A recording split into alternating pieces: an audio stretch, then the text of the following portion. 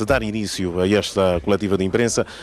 Estão então reunidas as condições. Como nós dissemos, os jornalistas estão aqui no interior do Palácio Presidencial desde as 9 da manhã, pontualmente, à altura em que foram abertos os portões do Palácio Presidencial, com rigor e pontualidade. Os jornalistas colocaram os seus equipamentos preparados e depois foram efetivamente tomar o pequeno almoço preparado para esta atividade de hoje aqui nos Jardins. E agora, digamos, depois de troca de experiências, de trocas de conversas, estão então reunidas as condições para esta conferência de imprensa, esta coletiva de imprensa. Está então a acomodar-se o Presidente da República. Daqui a pouco vai dar então início a este encontro com os Presidente da República de Angola. jornalistas. Caros Vamos ouvir o que diz o Secretário para a Comunicação Institucional e Imprensa do Chefe de Estado angolano. Aquela que vai ser a segunda entrevista coletiva do Sr. Presidente da República do seu mandato. A entrevista propriamente não terá uma declaração inicial do Sr. Presidente. Vamos fazê-la nos mesmos moldes que fizemos no dia 8 de janeiro passado. Há pouco tempo fizemos o nosso sorteio, será com base nesse sorteio que as perguntas serão colocadas. Vamos imediatamente passar à primeira pergunta, que cabe à Televisão Pública de Angola.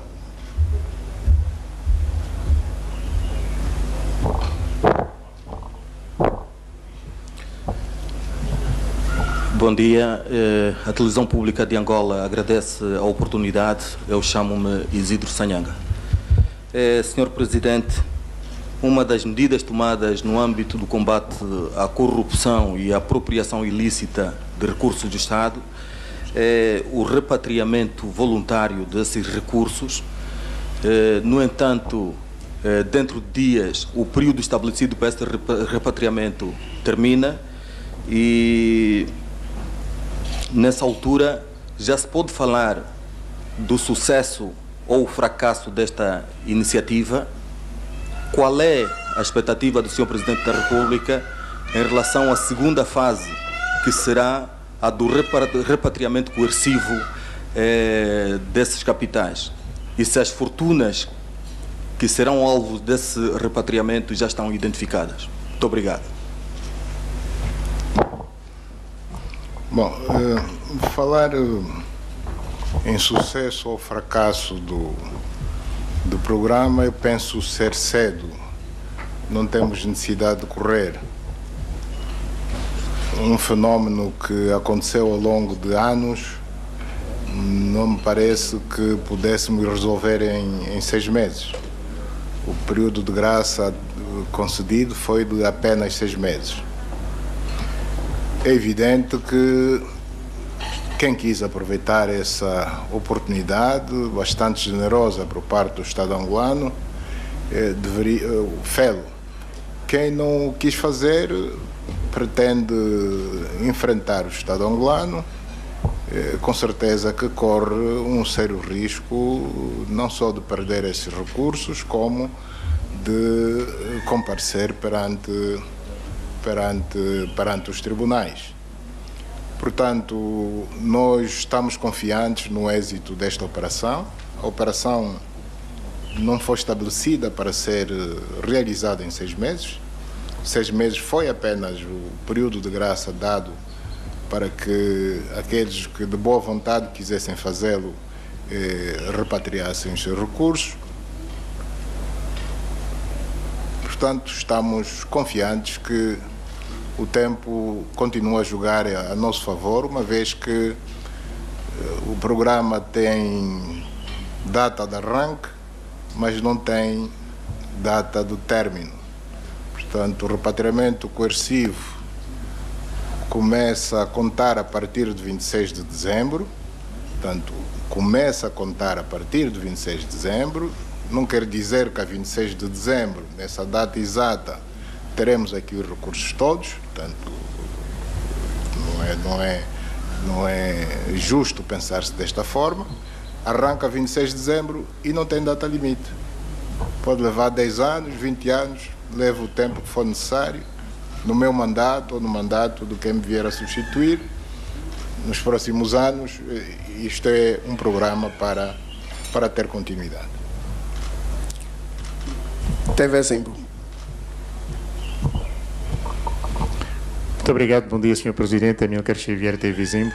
A minha questão está relacionada com o acórdão do Tribunal Constitucional, o acórdão 319 de 2013, que suspende a fiscalização dos atos do Executivo pelo Parlamento da República. O Sr. Presidente da República vinha sublinhado muito recentemente na reunião do Comitê Central, a primeira que realizou na qualidade de Presidente do seu partido, que desejava ser fiscalizado pelos seus atos do partido no poder. Pergunto ao Sr. Presidente se não deseja também que, na qualidade de titular do Poder Executivo, seja igualmente fiscalizado pelo Parlamento. Muito obrigado. Quando, na reunião do Comitê Central, eu dizia que deveríamos ser fiscalizados, somos todos nós.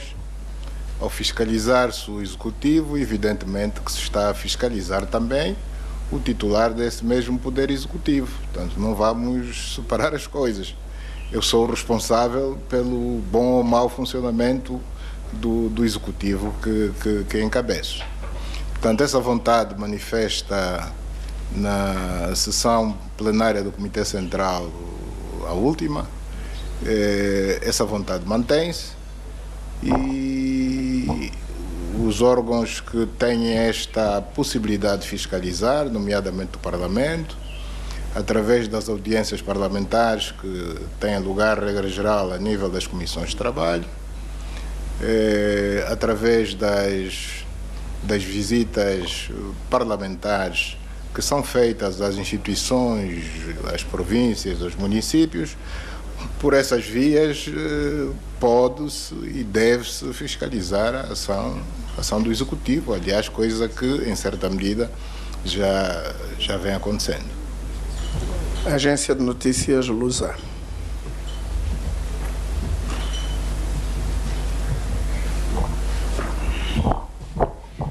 Bom dia, Sr. Presidente. José Sousa Dias, jornalista da agência Lusa. Eu voltava um bocado ao início à pergunta, à primeira questão, tem a ver necessariamente com o repatriamento de capitais. Tem havido muita conversa, tem havido muitas declarações sobre o que de facto é o repatriamento de capitais, mas tem também existido um silêncio, um manto de silêncio sobre os montantes, o que é que já foi conquistado, o que é que já foi recuperado, números, valores. E, naturalmente, também gostaria de saber em que ponto é que está a situação do repatriamento de capitais com Portugal. Muito obrigado. Bom, quanto a dados estatísticos mais concretos, a seu devido tempo, o Banco Nacional de Angola, a entidade competente, vai prestando ao longo do tempo os esclarecimentos que se impuserem. Com relação a Portugal, dos encontros que tivemos, quer com o Presidente da República, Marcelo Rebelo de Sousa, quer com o Primeiro-Ministro, António Costa, recebemos a garantia de todo o apoio das autoridades portuguesas no sentido de se conseguir, na modalidade que se vier a acordar de forma mais específica, porque uma coisa são as declarações políticas, outra coisa é a forma de fazer. Portugal as autoridades portuguesas no geral vão prestar toda a colaboração possível para que Angola possa reaver aquilo que é seu. Diário O País.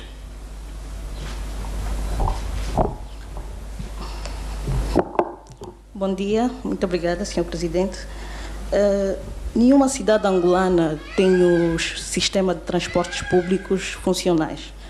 Pergunto qual seria a solução para que efetivamente os transportes públicos funcionassem como deve ser, se o Estado tem noção de quanto ganharia caso os transportes públicos funcionavam como deve ser e de quanto as famílias angolanas gastam em transportes públicos. Obrigada. O transporte público em Angola é problemático e com certeza que o Executivo está atento a isso. Portanto, o Ministério dos Transportes está a estudar as melhores formas de resolver a problemática do transporte público, sobretudo para as grandes cidades, Luanda e não só. Evidentemente que também neste domínio nós contamos com a intervenção do setor privado. Há intenções de investimento privado neste domínio, sobretudo pretendendo investir em sistemas de monorail e outros equivalentes. Essas intenções de investimento estão a ser analisadas pela entidade competente, nesse caso a IPEX, e a seu devido tempo, portanto, penso que vamos começar a verificar o investimento real neste domínio, não só em Luanda, como nas outras grandes cidades. Ganhos, evidentemente que quanto melhor organizado tivermos o transporte público, todos ganham. Ganham os cidadãos e ganha a economia nacional. Portanto, não vou falar em números, não vou dizer quanto é que vamos ganhar, mas que vamos ganhar, todos vamos ganhar. Ganhará o cidadão e ganhará a economia nacional. Chamo agora o representante do Novo Jornal.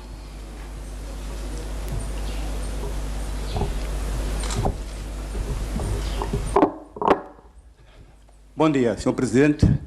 Eu sou o David Filipe, do Novo Jornal, redação online. Sr. Presidente, foram prometidos 500 mil empregos.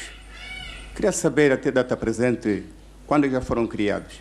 Porque nós notamos ao longo desse ano, muitas empresas foram à falência e milhares de angolanos foram jogados no olho da rua. E notou-se também que a delinquência aumentou. E eu queria saber, Sr. Presidente, qual será o recado para a juventude desempregada? Bom, a delinquência aumentou numa determinada fase, mas posso lhe garantir que neste momento reduziu consideravelmente. E com relação à oferta de emprego, a oferta de emprego prometida no programa de governação do MPLA refere-se a um período de 5 anos, de um mandato e não a um período de 15 meses. Nós estamos a governar há escassos 15 meses. Não se pode esperar que aquilo que deve ser feito em 5 anos pudesse ter sido feito em apenas 15 meses.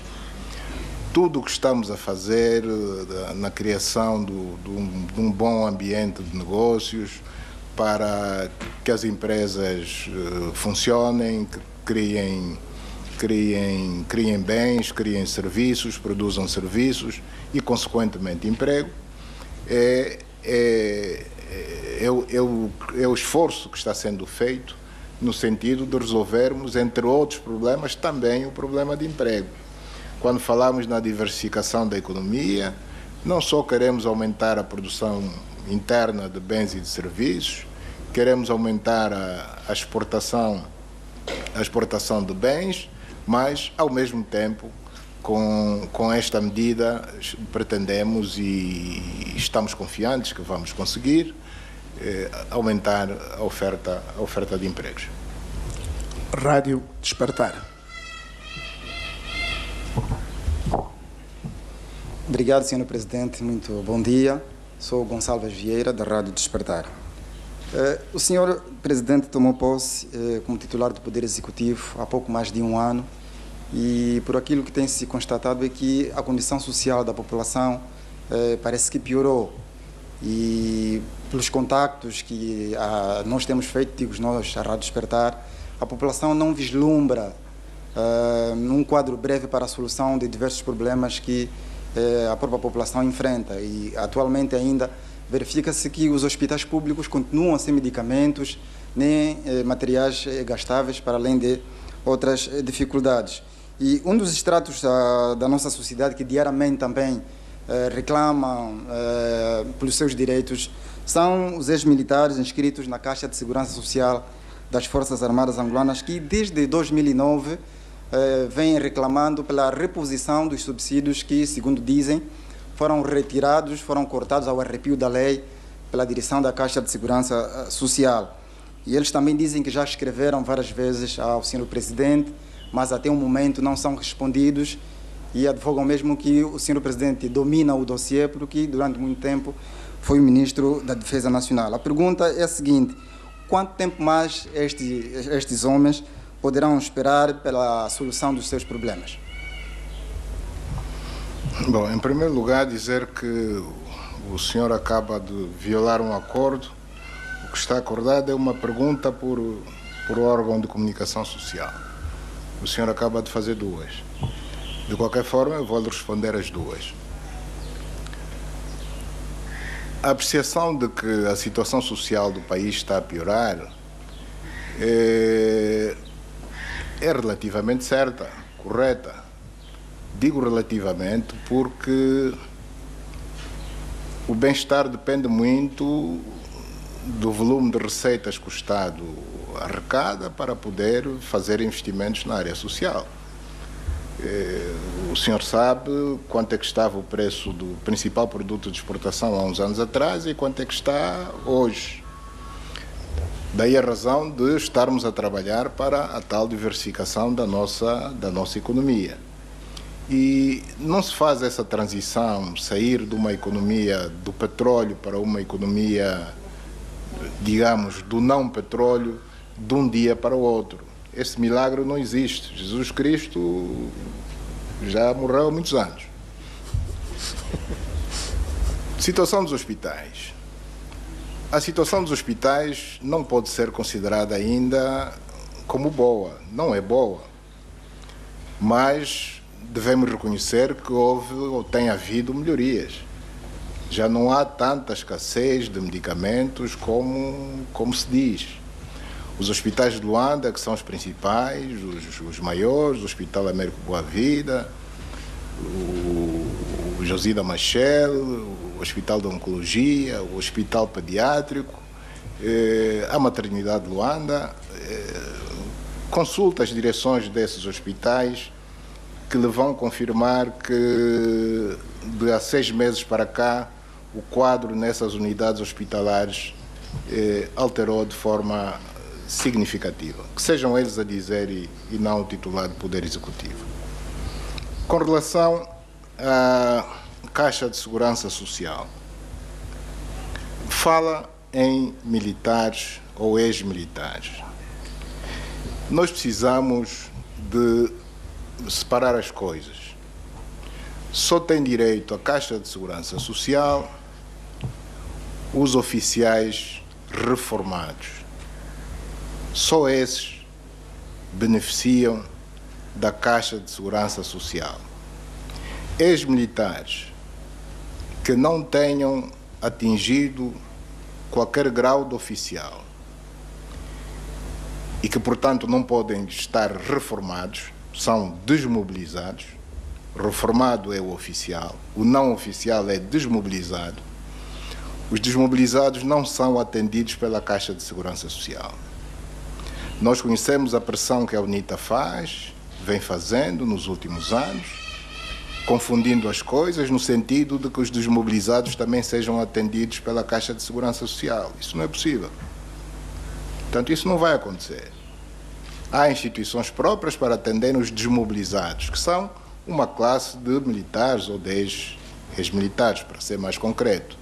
A Caixa de Segurança Social só atende oficiais na reforma. Voz da América.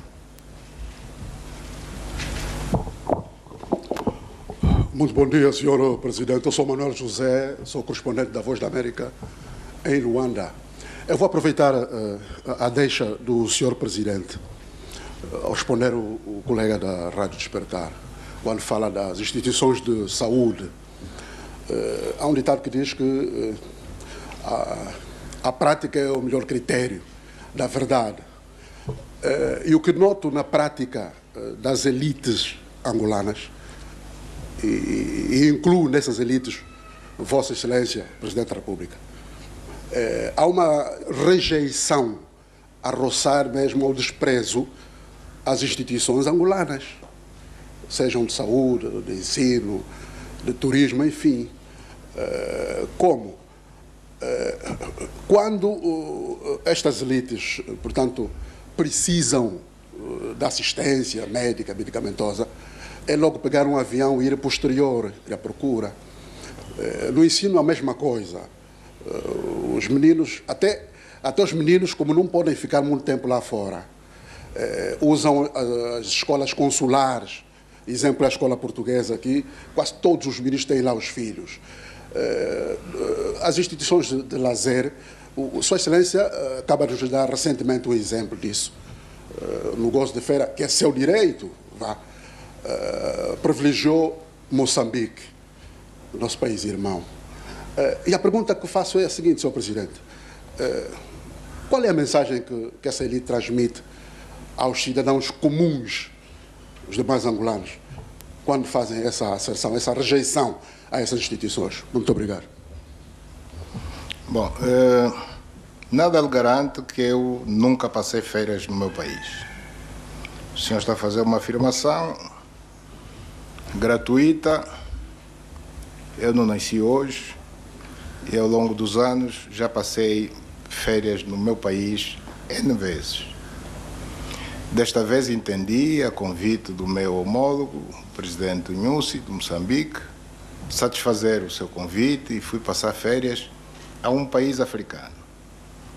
Não fui à China, não fui à Conchichina, como soe dizer-se, fui aqui perto, a um país irmão africano. O facto de eu ser Presidente da República, não estou vedado de poder desfrutar deste direito.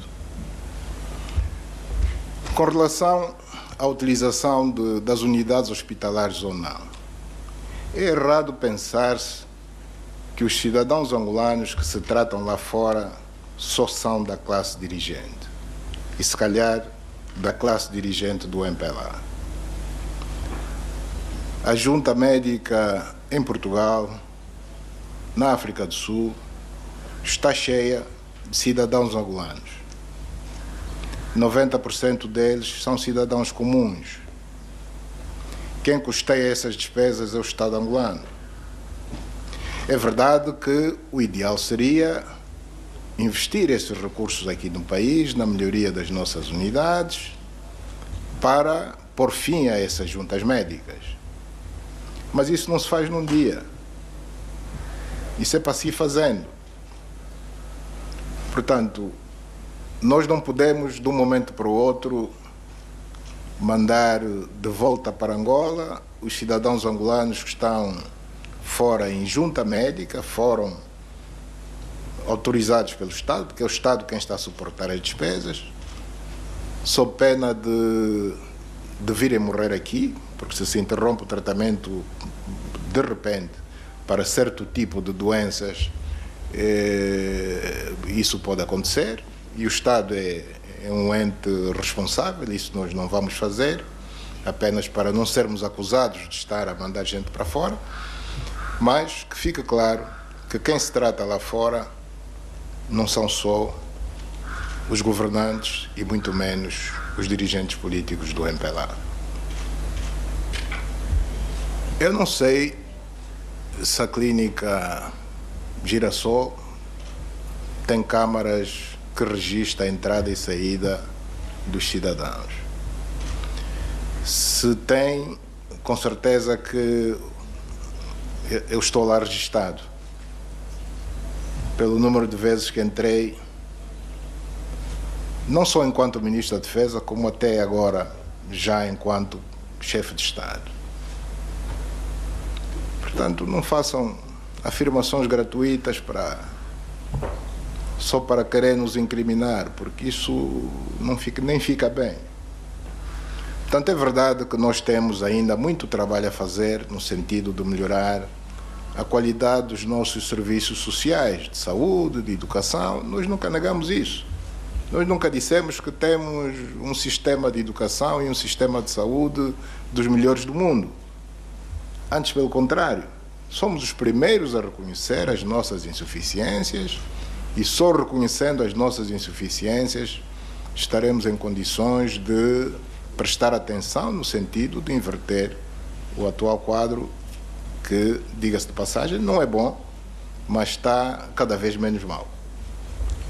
Folha 8.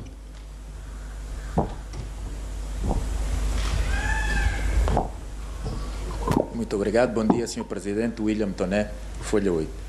Sr. Presidente, voluntária ou involuntariamente, no seu último discurso na 6ª reunião ordinária do Comitê Central, colocou o MPLA como o primeiro órgão quase de soberania, algo que vem sendo. Acredita que nesse seu esforço de combater a corrupção, repatriar os capitais, o conseguirá sem um verdadeiro pacto de regime, capaz de institucionalizar e conferir soberania aos verdadeiros órgãos de soberania?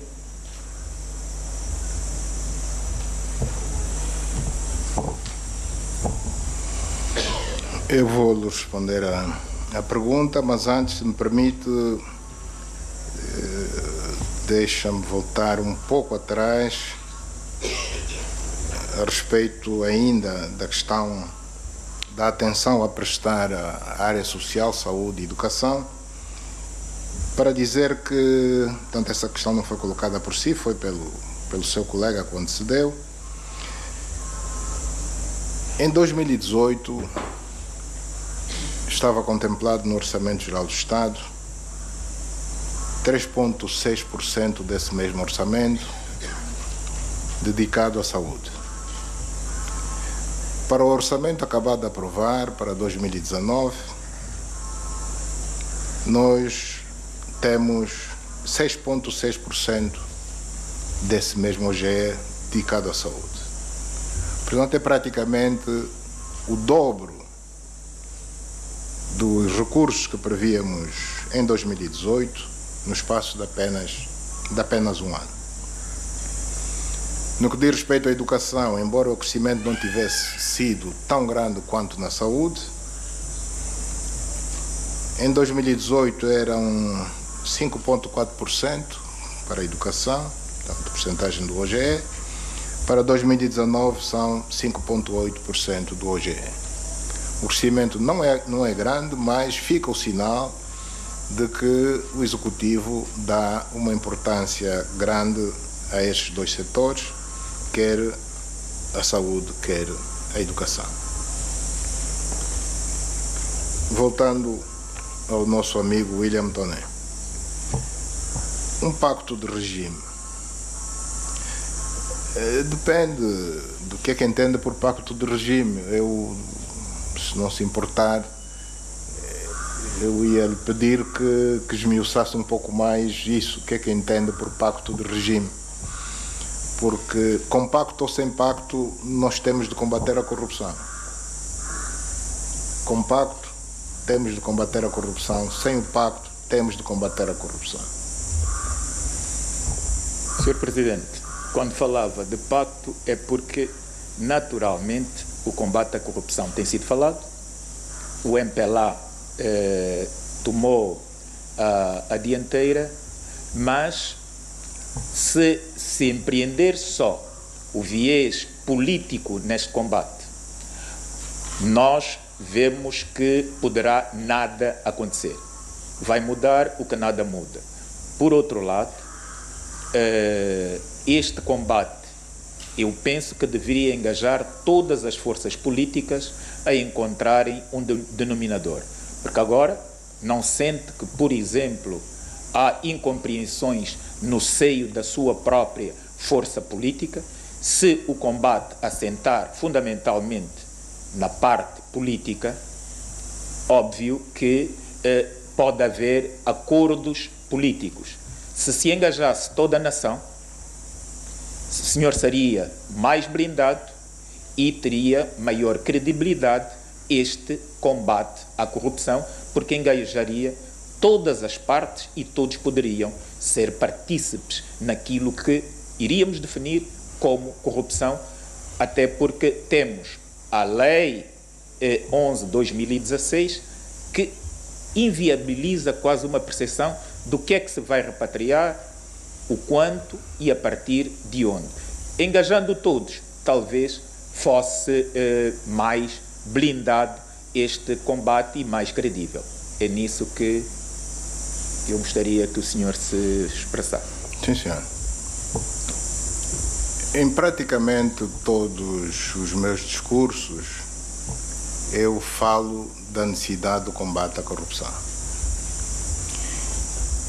E não só falo da necessidade de combate à corrupção, porque também tenho tido cuidado de apelar que todas as instituições do Estado, igrejas, organizações não governamentais, associações profissionais, associações cívicas e, de uma forma geral, os cidadãos, que participem de forma ativa nesta luta que é de todos.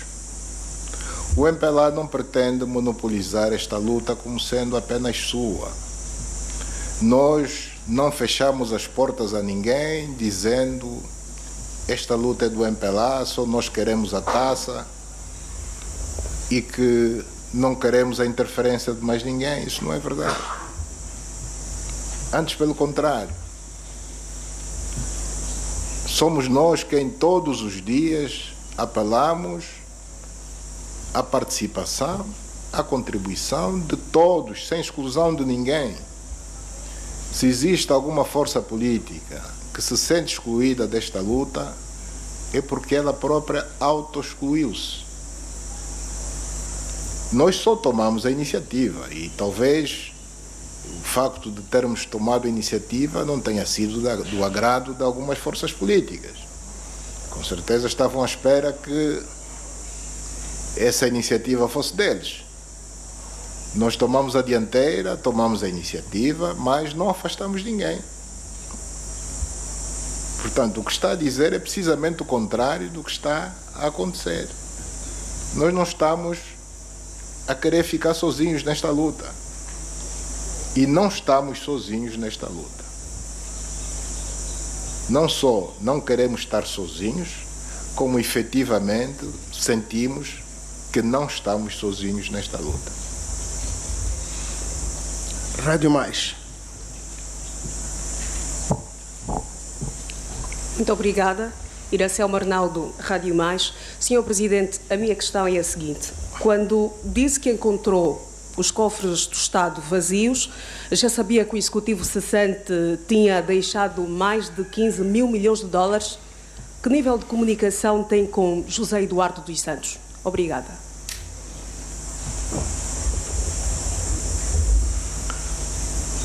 Bom, com relação a esta questão, o importante é diferenciarmos de forma clara o que são as reservas internacionais líquidas, para que fim se destinam, qual é o caráter desta reserva, como o próprio nome diz, é uma reserva, como deve ser gerido e o que são propriamente os chamados cofres do Estado.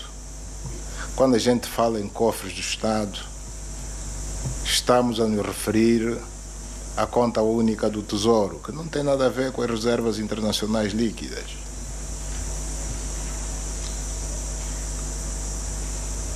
Os ministros, membros da Comissão Econômica, vieram a público explicar precisamente isso. E o que ficou claro é que o que havia na conta única do Tesouro não dava para pagar mais do que 5 meses de salário da função pública, apenas isso. E o país parava, não vivia, não fazia mais nada, salvo pagar salários à função pública durante 5 meses, exatos 5 meses. Portanto, não houve nenhum mistério no que foi dito. No discurso político, há coisas que devem ser entendidas. Quando a gente diz encontrei os cofres vazios, ninguém está a querer dizer que encontrou zerados. O vazio não é sinônimo de zerado. Portanto, eu penso que este tipo de linguagem deve ser entendido. MFM. Muito bom dia, Sr. Presidente. Para mim é uma honra. Eu peço desculpas. Há uma segunda... As pessoas estão a fazer mais do que uma pergunta, contrariamente ao acordado. Há uma segunda pergunta do seu colega que o antecedeu. Qual o meu nível de relações com o Presidente José Eduardo dos Santos? Eu considero normais. Não tenho razões, não tenho motivos para não ter boas relações pessoais. Como dizia, para mim é uma honra. Chamo-me Ernesto Samaria. A Rádio MFM e toda a sua audiência agradece. A nossa pergunta é a seguinte. O Sr. Presidente exonerou no princípio do mandato do senhor, o Secretário para os Assuntos Económicos, Dr. Carlos Panso, por estar implicado num processo penal aberto pelas autoridades suíças. Por que razão mantém a proteção ao engenheiro Manuel Vicente quando um tribunal português deu como provado recentemente o crime de corrupção ativa a um procurador daquele país? Muito obrigado. Sim, senhor. Muito obrigado. Portanto, o senhor afirma que eu protejo o engenheiro Manuel Vicente. Vai ter que explicar bem isso, o que é que entende por proteção. O engenheiro Manuel Vicente não é membro do Executivo, não é ministro. Contrariamente à situação do Dr. Panso, que na altura em que recebemos a notificação das autoridades judiciais da Federação Suíça, era membro do governo. Já nessa altura, o engenheiro Manuel Vicente não era membro do Executivo. Não era vice-presidente, não era ministro de Estado, não era ministro. Portanto, fica difícil entender o que é que o senhor quer dizer com dar proteção ao engenheiro Manuel Vicente.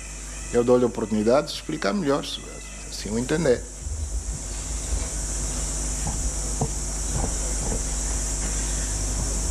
Bem, eu sou leigo em matéria de direito, mas penso que, se calhar, ao nível do Executivo, e o senhor como titular do Poder Executivo, poderia, se calhar, ao nível do Parlamento, retirar as imunidades e dar possibilidade que os tribunais angolanos pudessem já julgar o processo que Portugal transferiu para o nosso país. Para um não membro do Executivo, quem solicita o levantamento das imunidades junto do Parlamento não pode ser o Executivo. Estamos a falar de poderes diferentes. Quem solicita são os órgãos de justiça. Os órgãos de justiça, se quiserem dar continuidade com um determinado processo e vêm-se impedido de o fazer porque a pessoa avisada está protegida por imunidades, sendo deputado, são os órgãos de justiça quem solicitam o levantamento das imunidades diretamente ao Parlamento, não passam pelo Executivo. O titular do Poder do Executivo nem tem sequer que saber, porque mesmo que souber não vai fazer nada. Não é minha competência. É um deputado, se a Justiça entende que para prosseguir com a sua ação, enquanto órgãos de justiça,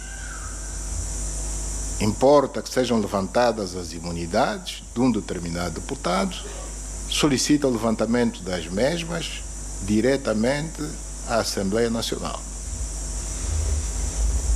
Rádio Eclésia. Muito bom dia, Sr. Presidente, e a todos os presentes. Muito grato pela oportunidade. Qual é a disponibilidade, Sr. Presidente, do seu governo em acelerar o desfecho das negociações sobre o projeto do Acordo Geral de Cooperação? Falo da concordata entre o Estado angolano e a Santa Sé. E qual é a previsão do encontro do Sr. Presidente com o Papa Francisco em Luanda ou no Vaticano? Bom, a esse respeito, devo dizer que conseguimos ultrapassar um pequeno impasse que existia. Portanto, quando digo conseguimos, estou-me a referir à delegação do Executivo angolano e à delegação do Vaticano, aqui em Luanda. E, feito isso, portanto, a versão negociada, acordada, foi remetida ao Vaticano para o Vaticano se pronunciar e nós estamos à espera da posição do Vaticano. Portanto, neste momento, o que se passa é que o Vaticano é que nos deve dizer, falar ou propor datas de assinatura, acordar conosco se a assinatura será feita em Luanda, se será no Vaticano, se será na presença do chefe de Estado angolano, se não, não tem que ser necessariamente. Portanto, uma coisa é a assinatura do acordo e outra coisa é a minha visita de Estado ao Vaticano. O Vaticano, como sabem, é um Estado, da mesma forma que eu realizei visitas de Estado a outros Estados, com certeza que algum dia acontecerá, espero que seja o mais breve possível, a visita de Estado ao Estado do Vaticano. Semanário Expresso. Bom dia, Sr. Presidente. A questão que eu coloco é a seguinte: o senhor tem feito um esforço notável na captação de investimento estrangeiro, no combate à corrupção e na mobilização da sociedade. A verdade é que sente-se no dia a dia que os seus ministros e auxiliares são tomados por um sentimento de medo na tomada de decisões que são da sua responsabilidade. E isto tem emperrado sobremaneira o funcionamento da máquina e, por tabela, complica a vida dos cidadãos. A questão que eu coloco é como ultrapassar esta situação. Obrigado. Bom, preferiu chamar-lhe sentimento de medo. Eu não lhe chamaria assim, mas o que devo dizer é que o que está em curso no nosso país é um processo, não digo inédito, porque já aconteceu em outros países, na Itália, mesmo no Brasil, alguns com sucesso, outros sem sucesso, mas é um processo que exige muita coragem, muita determinação e é normal haver num momento ou noutro uma certa vacilação, mas que nós temos a certeza que o tempo vai acabar por esbater. Portanto, isso nunca foi feito em Angola. Estamos a ensaiar uma aplicação de políticas que já constavam do nosso ideário. Portanto, nos programas do partido que sustenta o Executivo, a necessidade do combate à corrupção não nasceu em setembro de 2017.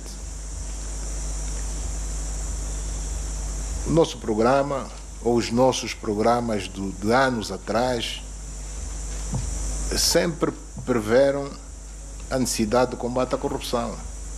A única coisa que aconteceu é que, surgiu, por sorte, esta equipa que, de forma corajosa, está a conseguir arrancar do papel aquilo que sempre foi o desejo do MPLA, sempre foi o desejo do povo angolano, não perpetuarmos a situação que o país vivia até relativamente pouco tempo.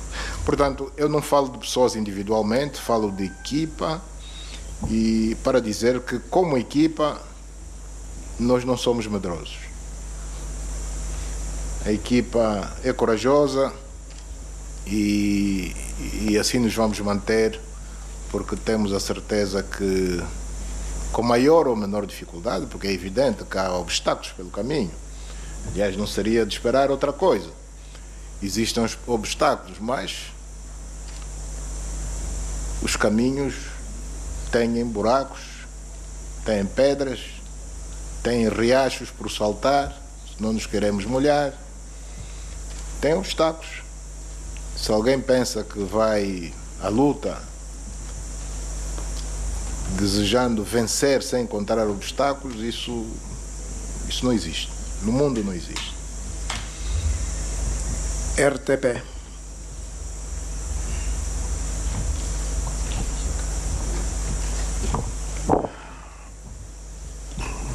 obrigado.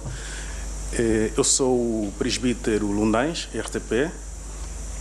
Senhor Presidente, como entender que num cenário de clara recessão económica, de profunda escassez de recursos e que se apela a uma maior contenção de despesa, o Executivo parte para a reabilitação do edifício do Conselho de Ministros nos valores que vieram a público por intermédio dos órgãos de comunicação social?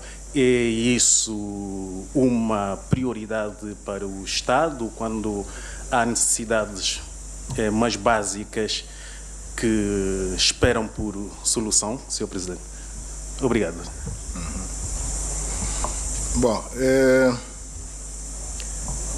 nós não estamos a fazer uma simples reabilitação. Nós estamos a construir uma nova sala do Conselho de Ministros. Na impossibilidade de ampliar a presente sala, os técnicos concluíram da vantagem da construção de uma nova sala. É isso que está sendo feito. Nós não temos vergonha de o dizer publicamente. Não se está a roubar dinheiro. A sala do Conselho de Ministros não é para lazer, é para trabalho. Se nós estamos a construir um instrumento para melhor trabalharmos, para melhor servirmos os angolanos na função que exercemos, que o Executivo exerce,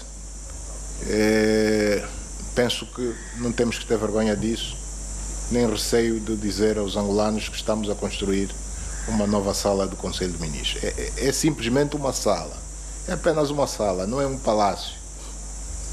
Portanto, não estou a ver também qual é a razão de ser da sua pergunta. Revista Exame.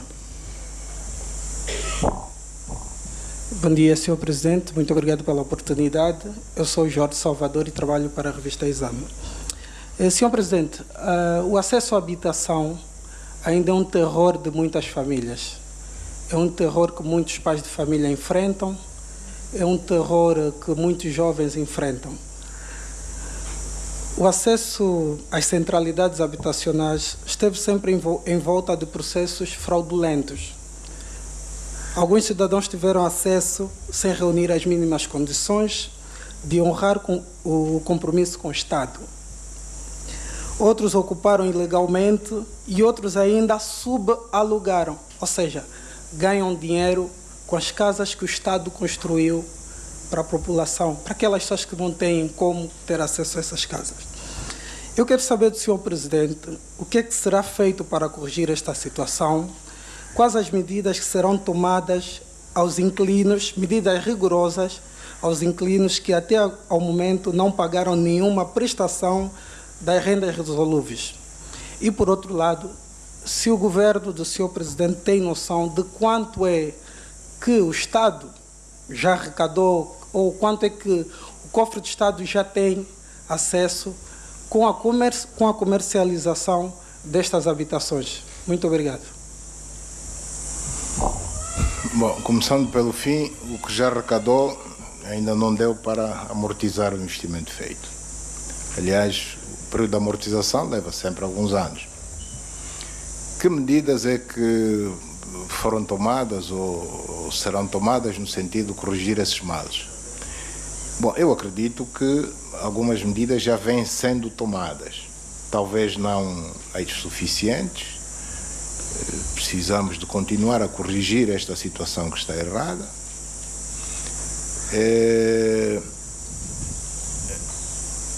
Eu louvo, digamos, a sua intenção de ver ordem na sociedade, mas, paradoxalmente,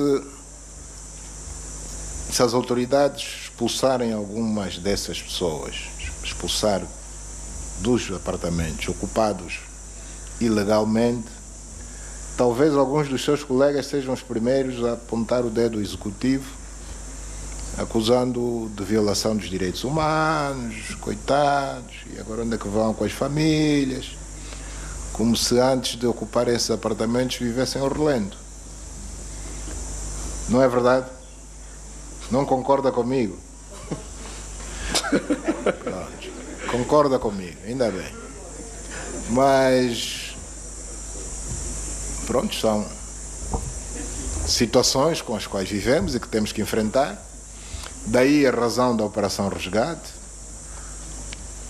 A Operação Resgate visa precisamente pôr cobro a toda esta quebra de valores, fazendo mão a um conjunto de ações que erradamente se pensa ou se diz que só são ações de caráter policial. Não, antes pelo contrário. E aí vamos voltar à questão da corrupção. Aliás, a corrupção também é uma das quebras de valores. Quando eu dizia com relação à corrupção que nós não queremos ter o monopólio desta luta, isto é uma luta de todos, também com relação à Operação Resgate dos Valores, é uma luta de toda a sociedade, não é uma luta da polícia. Tanto que não caiamos no erro de pensar que é a polícia quem vai resgatar os valores. A polícia só vai atuar naquelas situações mais aberrantes. De resto, o trabalho de educação permanente, que não é para fazer em um mês, nem em 6 meses, nem em um ano, mas é para fazer sempre, enquanto estivermos vivos, isto é da responsabilidade de toda a sociedade, de todos nós. Executivo, partidos políticos, associações, igrejas, escolas. Aliás, é de pequeno que se torce o pepino, portanto é na escola onde a gente deve começar por transmitir aos mais jovens os mais nobres valores da nossa sociedade. Portanto, também com relação ao resgate desses valores, onde isso se enquadra, a questão que o jornalista acaba de pôr, todos nós devemos estar envolvidos. Jornal Vanguarda.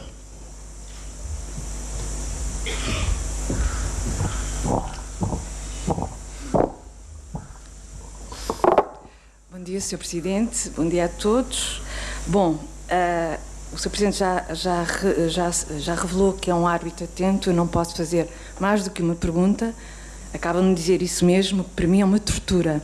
Portanto, eu peço-lhe, obviamente vou só fazer uma pergunta, mas antes, permita-me só uma pequena deambulação, e tem a ver com uma questão que foi colocada logo a segunda pergunta, que tem a ver com o Acórdão 319 de 2013, que o senhor, a meu ver, não respondeu, e que é um acórdão muito mais do que simbólico, porque há um novo regimento na Assembleia Nacional, a própria Constituição tem normas que permitem uma revisão, mas sabemos que a revisão de 2010, que deu ao país, consagrou um regime de presidencialismo atípico, foi uma revisão, é a chamada Constituição, o fato feito à medida de um homem, e o senhor já disse que a Constituição é a sua bússola, mas também mostrou que não está disponível para vestir o fato desse homem, provavelmente é demasiado apertado para si.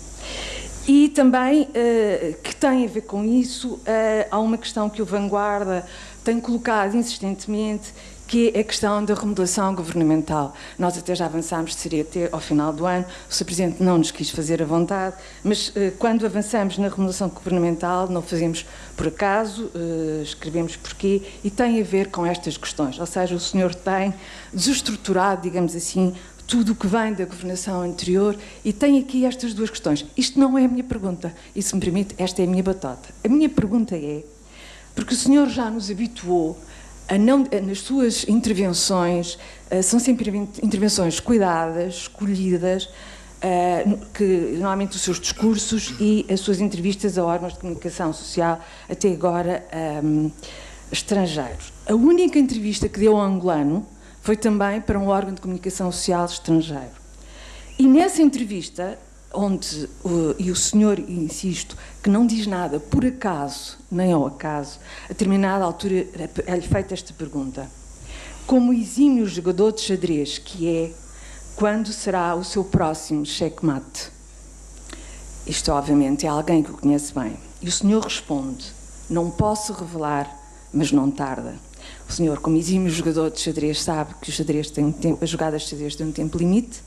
Portanto, mas esse é o seu domínio. Em relação à minha pergunta é: não posso revelar, Sr. Presidente, que jogada de mestre é esta? E, por favor, não me responda à minha única questão com uma não resposta. Bom, dizia que limitar-lhe a uma pergunta é... Uma tortura. Uma tortura.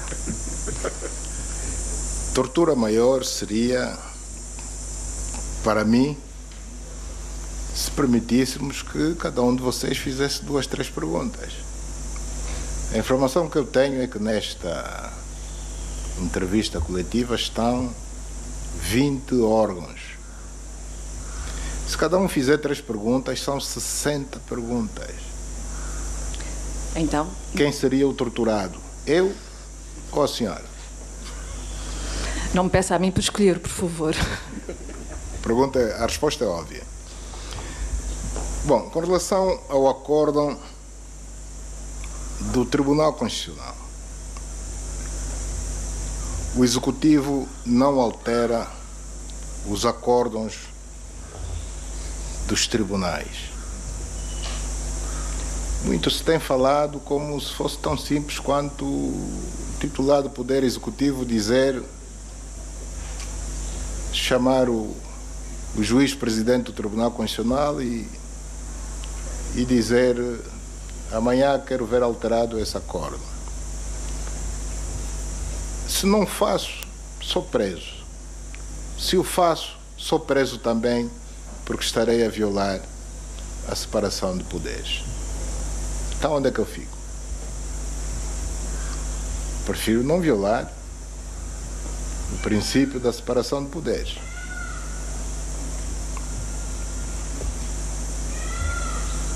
Jogada de xadrez.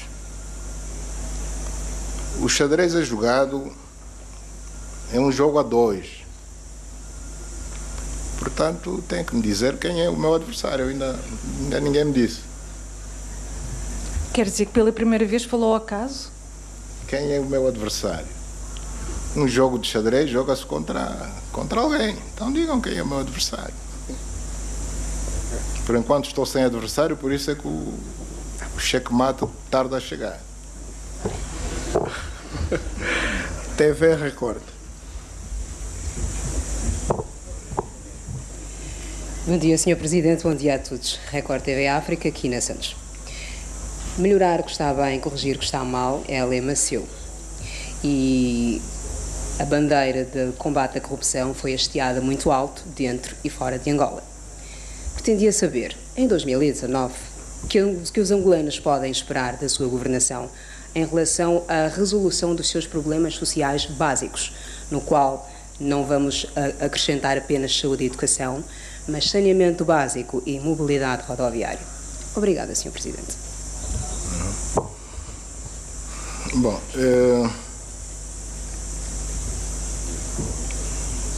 para 2019 nós aprovamos um Orçamento Geral do Estado. Talvez começar por dizer que melhorar o que está bem e corrigir o que está mal, essa divisa não é minha, é do partido que eu dirijo, é do MPLA. Portanto, está bem acima da minha pessoa. Eu procuro executar, uma vez que estou à frente do Executivo, e o Executivo é um instrumento de governação do partido governante. Para o orçamento de 2019, nós temos indicadores que, em princípio, vão levar à melhoria da situação dos cidadãos angolanos. Começando pelo próprio teto do OGE 2019. Eu vou começar um pouco atrás. Em 2016, estava em 5,3 mil milhões. Em 2017 subiu para 5,4 mil milhões. Em 2018 subiu para 9,6 mil milhões. Para o ano 2019, a Assembleia acaba de aprovar um teto de 11,3 mil milhões. Portanto, não baixou, mas subiu. Com mais recursos, resolvem-se mais problemas. Nós tínhamos um déficit orçamental em 2016 de 3,8. Em 2017, de 6,3. No corrente ano de 2018, esse mesmo déficit já passou de 6,3 para 0,4 no corrente ano. E para o próximo ano prevemos 1,5. Portanto, já estivemos com 6,3 em 2017 e para 2019 esperamos 1,5. Se falarmos da taxa de crescimento, em 2016 estávamos com 2,6%, com menos uma taxa negativa, portanto, com uma taxa negativa de 2,6% em 2016. Portanto, a economia estava a regredir, não estava a crescer. Em 2017 continuávamos em baixa, ou seja, com uma taxa negativa de 0,15%. Em 2018, no corrente ano, já temos uma taxa de crescimento positiva,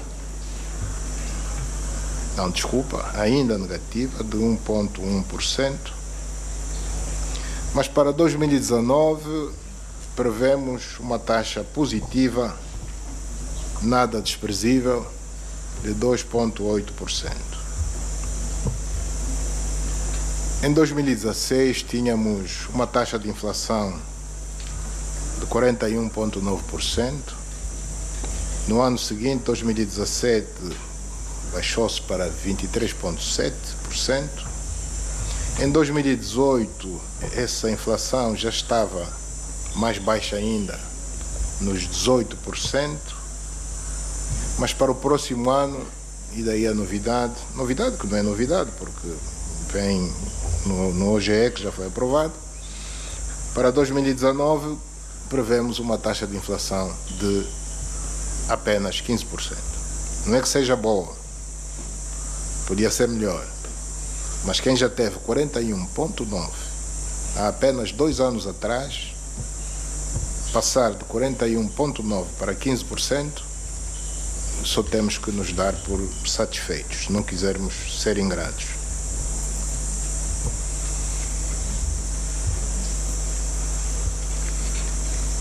A diferença da taxa de câmbio no mercado, entre o mercado paralelo e oficial, no corrente ano,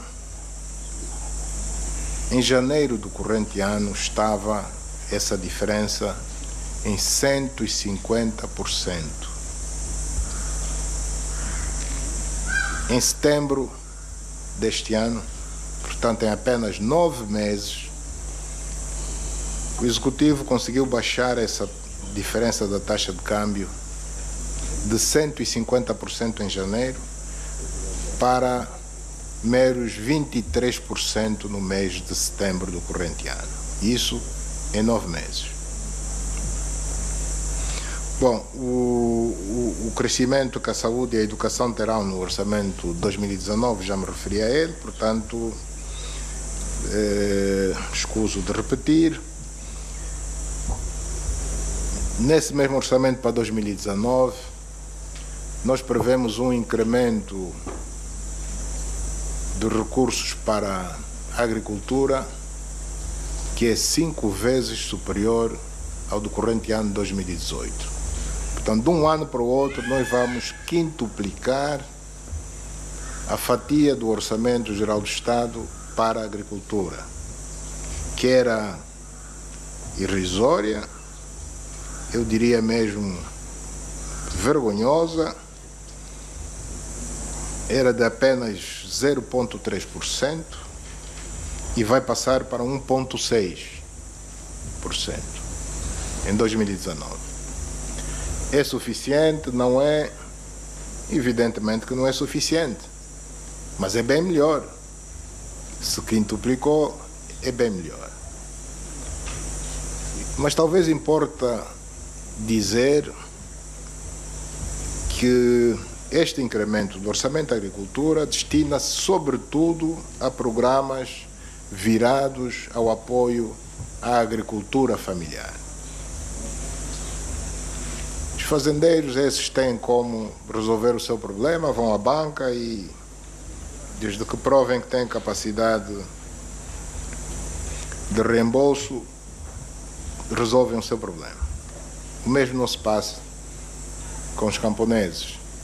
O Estado tem o dever de apoiar continuamente os camponeses.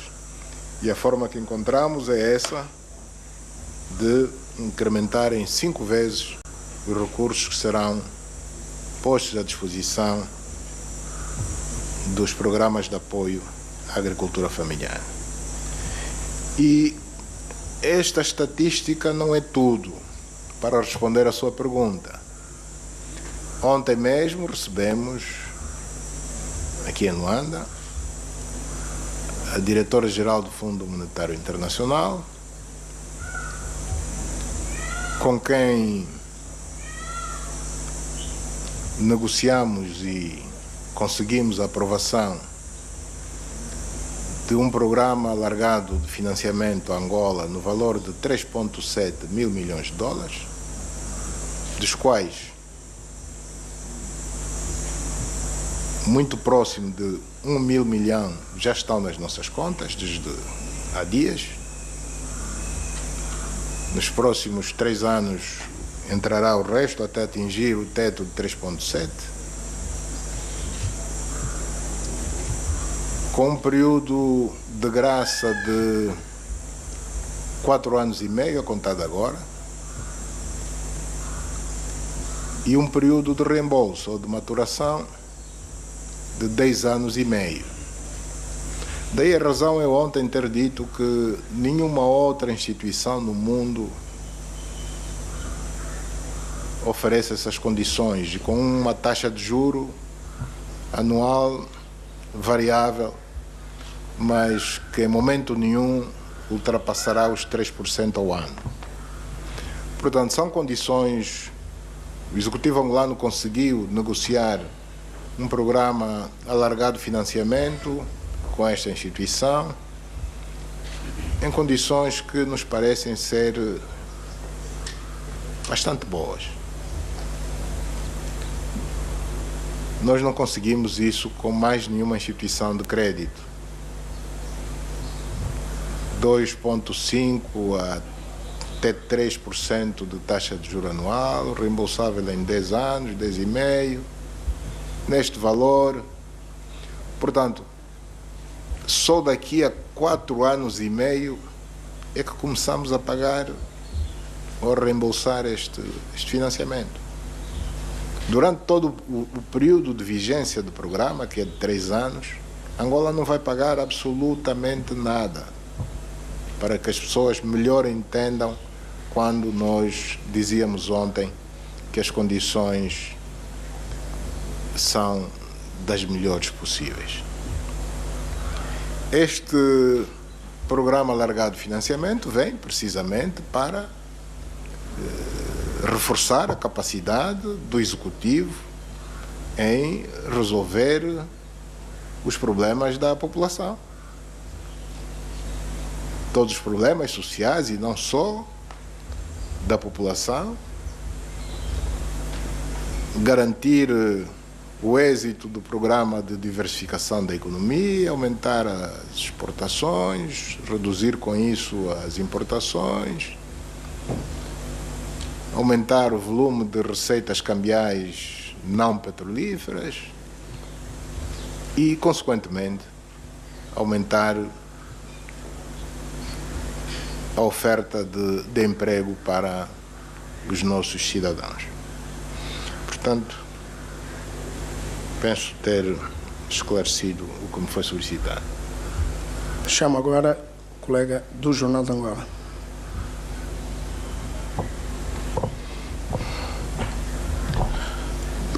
Bom dia, Sr. Presidente.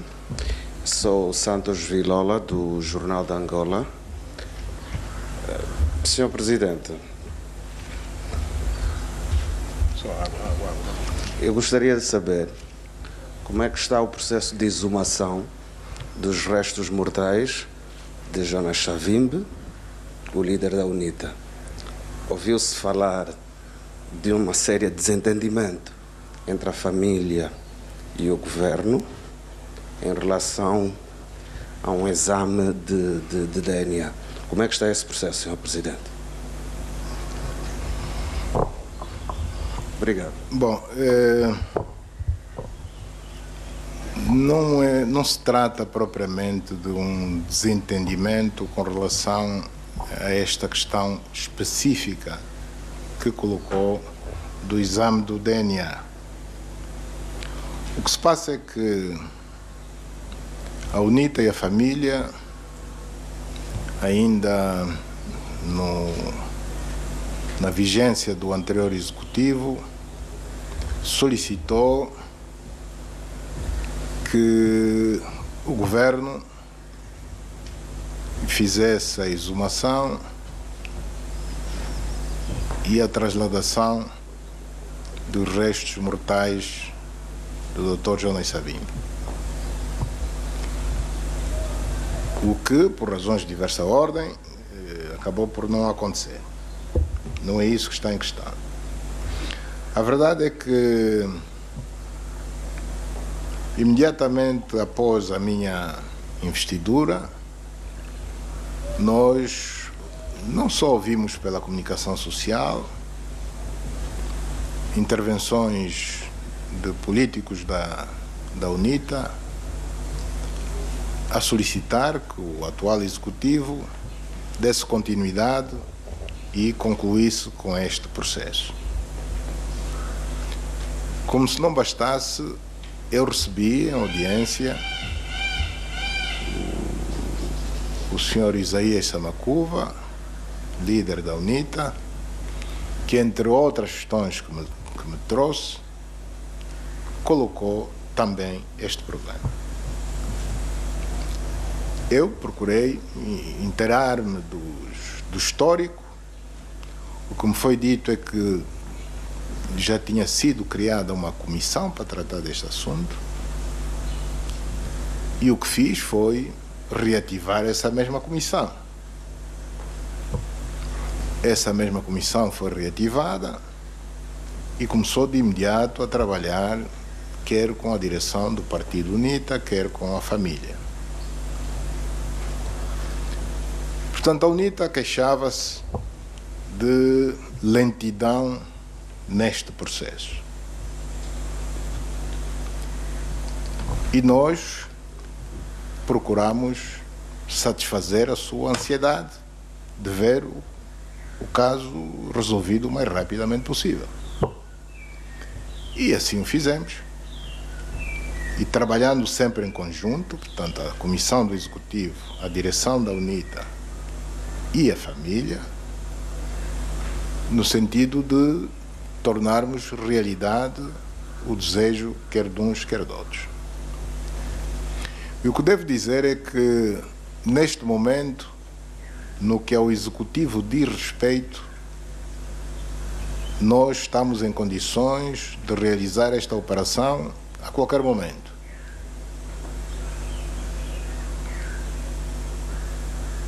Mas não encontramos,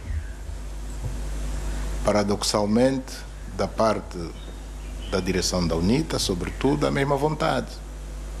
O que choca com a ansiedade demonstrada meses atrás. Hoje não tem pressa. Primeiro diziam, o governo anda rápido, que a gente quer esta operação realizada. O governo andou rápido e diz, estamos em condições de realizar a operação. E a resposta que estamos a ter é que, não, tenham calma, que nós agora não temos pressa. Mais palavra, menos palavra, é isso. Com relação ao exame de DNA, não há nenhuma contradição. O que ficou acordado é que, uma vez feita a exumação dos restos mortais, quer o governo, quer a família, vão fazer, a partir de amostras, o tal exame de DNA para confirmar que efetivamente são os restos mortais dele. Portanto, o governo faz, a família também faz. Isto está acordado. Nós estamos preparados para fazer. E logo a seguir, depositar os restos mortais na localidade escolhida pela direção da UNITA e pela família. Portanto, é preciso que a opinião pública saiba do que realmente se está a passar. O que se está a passar é isso. É que, por um lado, pediram-nos pressa, mas hoje estão-nos, por outras palavras, a pedir que aguentemos mais um pouco, que não corramos. Nós não estamos a correr, estamos em condições de o fazer a qualquer momento. Muitas famílias angolanas gostariam que o Estado angolano também os ajudasse a localizar os restos mortais dos seus familiares tombados durante o conflito armado. Localizar, exumar, trasladar. Bom, quem tem essa possibilidade está a querer desperdiçá-la. Portanto, é um caso para pensar. Rádio Nacional de Angola. Muito bom dia, Sr. Presidente. Manuel Esperança, Rádio Nacional de Angola. Sr. Presidente, a abertura informativa nos órgãos públicos tem vindo a ser uma marca muito notada do seu mandato. Esse processo vai continuar, entendo que os órgãos públicos têm contribuído para aprofundar a democracia no país. Temos um espaço público mais plural nos últimos tempos. Muito obrigado. Está a perguntar ou está a afirmar? Estou a perguntar a Sua Excelência. A minha apreciação é que sim, que temos um espaço público mais aberto.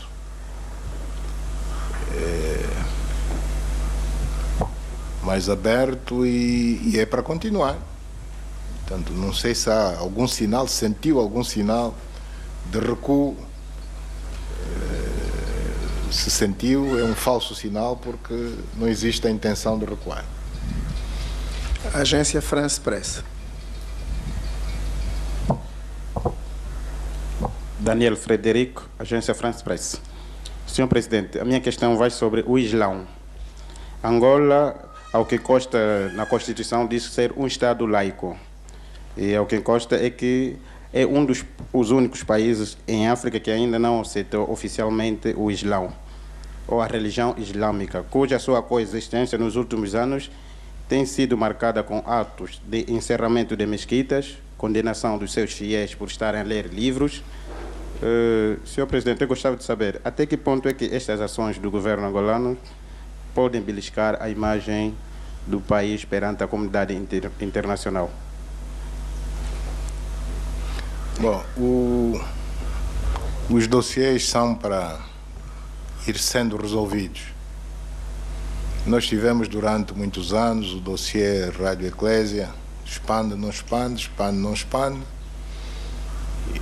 Este é um dossiê que hoje pertence ao passado, portanto está ultrapassado, está resolvido. A questão do reconhecimento do islamismo em Angola, sabe que, se por um lado a Constituição diz que somos um Estado laico, e somos de facto, por outro lado há aspectos de ordem cultural que também devem ser tidos em conta, nomeadamente o facto de maioritariamente Angola ser, ou Angola não digo, mas a população angolana ser maioritariamente cristã, tanto de várias confissões cristãs, não só a católica como outras. Bom, isto não é fator impeditivo para a não permissão de outras confissões. O que se passa é que ela não está reconhecida, mas não se pode dizer que aqueles crentes nessa religião que estão impedidos de praticar. Tanto é assim que até a praticam na via pública, pelo que é do nosso conhecimento, encerrando vias, dificultando a vida do cidadão comum no dia a dia, e nunca ninguém os molestou pelo facto de estarem a rezar na via pública, que até é um local impróprio. Portanto, é uma questão que para nós não é tabu. Nós temos que enfrentar as questões de frente, com frontalidade, e as entidades competentes com certeza que estão a analisar quer esta, quer a aprovação de outras confissões religiosas que têm pedidos feitos e ainda não estão autorizados. Portanto, não se pode destacar apenas esta, mas ela se enquadra num grupo de umas quantas que ainda não estão autorizadas. O processo decorre e vamos aguardar o seu desfecho. E dizer que não é verdade que as pessoas são detidas pelo simples facto de serem apanhadas a ler o Corão. Isto eu desminto categoricamente. Portanto, não há ninguém que, estando a ler o Corão, é detido só pelo facto de que está a ler o Corão. Isso é falso.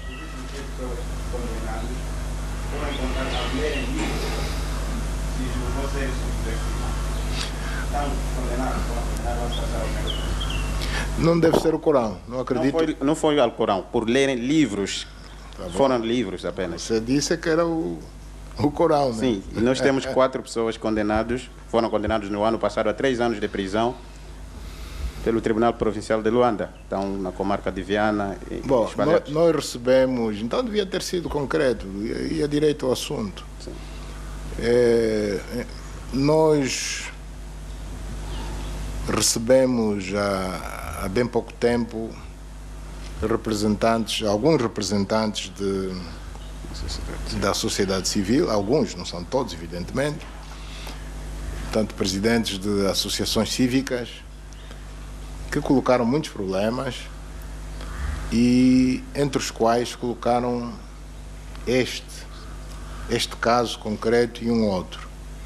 Eu prometi averiguar e dar uma resposta nos próximos dias. Portanto, o Ministério da Justiça está a analisar este caso e um segundo, que assim de repente não me lembro, mas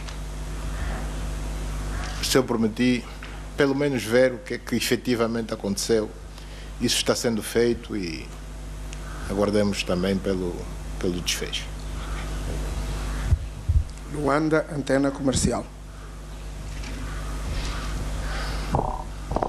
Boa tarde, Sr. Presidente. João Armando, da Luanda Antena. Hoje de manhã tem-se falado aqui de muitos assuntos. Eu penso que o assunto mais importante hoje, o maior desafio do país, são as desigualdades sociais, porque sem eles não há paz, não há desenvolvimento económico. Neste aspecto das desigualdades sociais, eu gostava de questionar sobre medidas concretas para atenuar estas desigualdades sociais. De um lado, a implementação do subsídio de desemprego. Por outro lado, a criação do rendimento mínimo. Por outro lado, a indexação dos salários da função pública à taxa de inflação. Isto por um lado. Do outro lado, a tributação das fortunas. Aquilo que será também a taxação das mais-valias financeiras. E aquilo que será também, possivelmente, um quadro legal e tributário mais apertado para a banca comercial, que ano após ano multiplica os seus lucros à boleia, se assim poderemos dizer, dos títulos e das obrigações do Tesouro, que na verdade é a boleia do próprio Estado. Isto, eu coloco estas questões porque vamos ter aí também um período agora importante, que são estas privatizações, obviamente, toda a privatização do património do Estado, que se pode correr o risco de assistirmos àquilo que é uma segunda versão do que se chamou no passado acumulação primitiva de capital, que pode entregar a uma elite específica e contribuir ainda mais para essas desigualdades sociais? Eram estas questões. Queria-lhe só desejar um bom Natal a si, à sua família e a todo o seu governo. Bom, eu fico muito satisfeito quando o jornalista, em vez de fazer perguntas, dá respostas, que é o seu caso. Isso poupa-me o trabalho de ter de repetir a resposta que acabou por ser dada por si próprio. Portanto, é função do Estado zelar pelas camadas mais desfavorecidas da população. E há várias formas de o fazer. Já tudo está inventado, nós não vamos inventar nada. Vamos fazer aquilo que as economias de mercado, regra geral, fazem um pouco pelo mundo fora, evidentemente com as adaptações que se impõem, consoante a realidade de cada país. Portanto, isso vai ser feito. Em todas as economias, em todas as sociedades, há ricos, há classe média, há pobres e há muito pobres. A missão do Estado é criar condições no sentido de que a percentagem entre uns e outros seja, entre aspas, aceitável.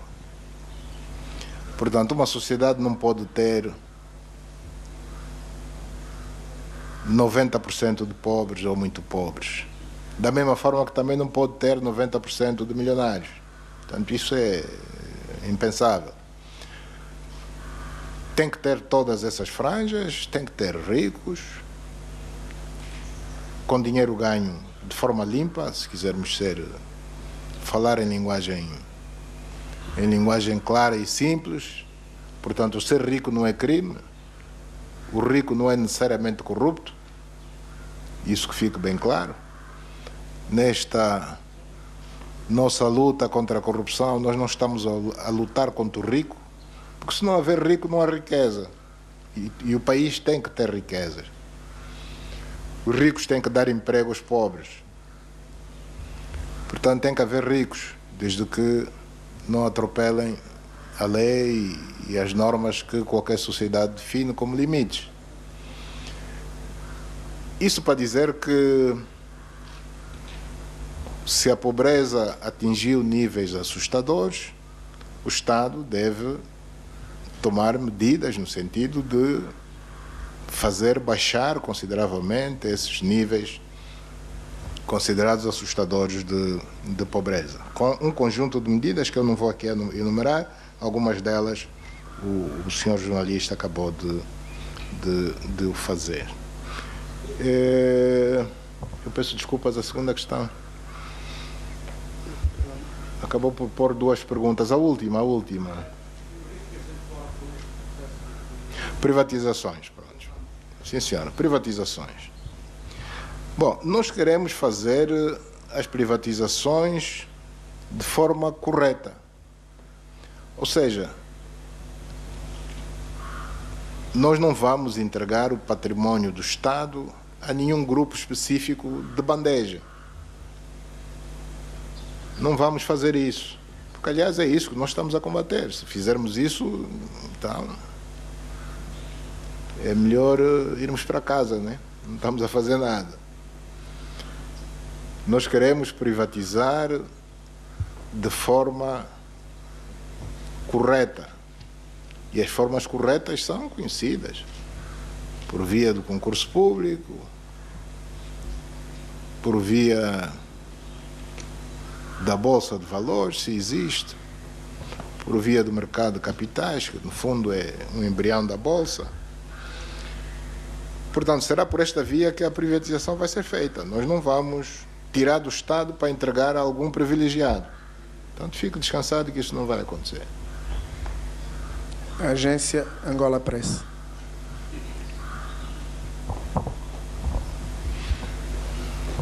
Muito boa tarde, Sr. Presidente. Eu sou Elias Tumba, jornalista da ANGOP. Duas das questões foram ultrapassadas, mas ainda assim vou colocar uma pergunta alternativa.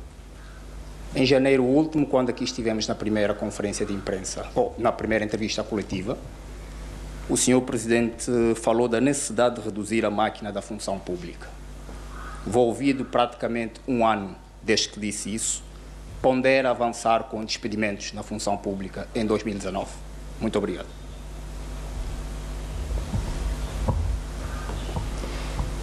Bom, esta é uma questão que é melindrosa, porque nós estamos com uma taxa de desemprego de cerca de 20% e todas as ações que levem ao crescimento dessa taxa devem ser sempre muito bem ponderadas.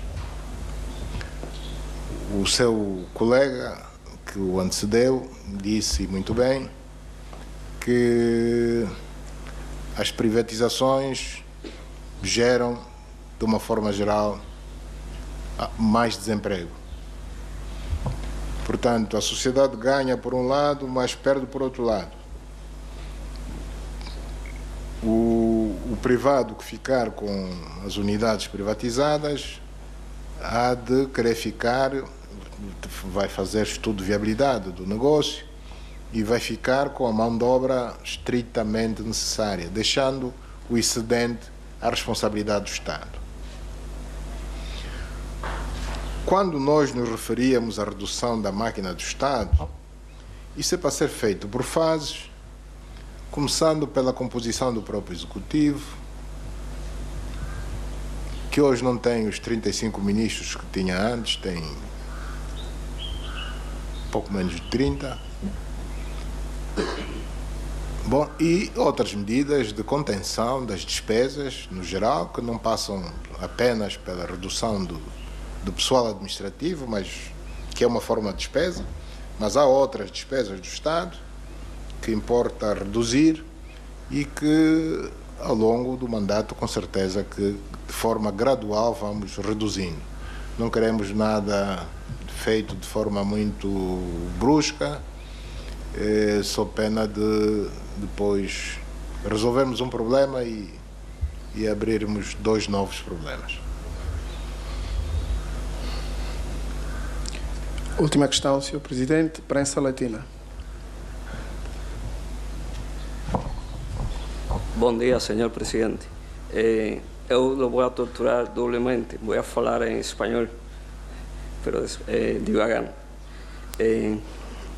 En su primer año de gobierno no ha visitado ningún país de América Latina. ¿Cuál es la estrategia del Ejecutivo en relación con esa región del mundo? Y una segunda cuestión, si es posible, ¿cuál es la posición de Angola en el retraso de las elecciones en la vecina República Democrática del Congo? Obrigado.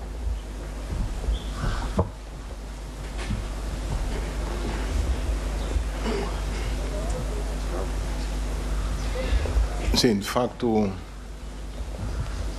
nos 15 meses do meu mandato não visitei nenhum país da América Latina. Mesmo assim, há quem seja da opinião de que passeei demais, como se tivesse passeado. Estive em serviço a favor de Angola, a favor do país, e mesmo assim não deu para estar em todo o sítio onde eu gostaria de estar. Mas tenho tempo para fazer isso. Não tinha que o fazer necessariamente no primeiro ano do meu mandato.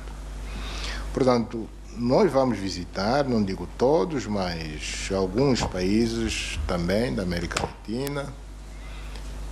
Em princípio, o que eu posso garantir é que está mais ou menos já palavrado entre eu e o meu homólogo cubano, Díaz Canelas, visitar Cuba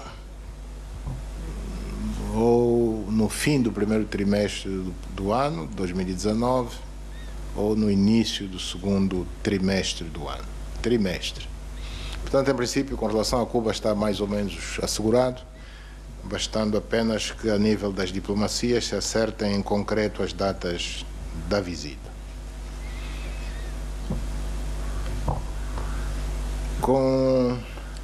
RDC? Em relação ao nosso vizinho, nosso país vizinho, RDC, eu não tenho opinião. Portanto, eleições num país são uma matéria que, em princípio, tem a ver com o próprio país, as autoridades do país, os partidos políticos, os concorrentes e não concorrentes, a sociedade civil. É evidente que gostaríamos todos de ver que elas tivessem lugar na data inicialmente aprazada, mas também acredito que terá havido razões objetivas de força maior que levaram ao adiamento das eleições por cerca de uma semana. Portanto, só os próprios congoleses sabem das razões reais que levaram a esta decisão. Eu penso que por 7 dias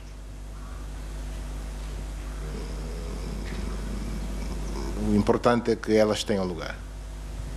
Não serão no domingo, mas que tenham lugar. E nota-se que houve a preocupação de ser ainda neste ano de 2018. Portanto, não se quis passar para o ano seguinte, nem que fosse no dia 1 de janeiro, já seria de 2019 e não 2018. Portanto, os nossos votos são que o ambiente melhore consideravelmente. Sabemos que existe alguma turbulência, alguma agitação, que é normal nos processos eleitorais, desde que não haja mortos e feridos. Portanto, quando há mortos e feridos é sempre de lamentar.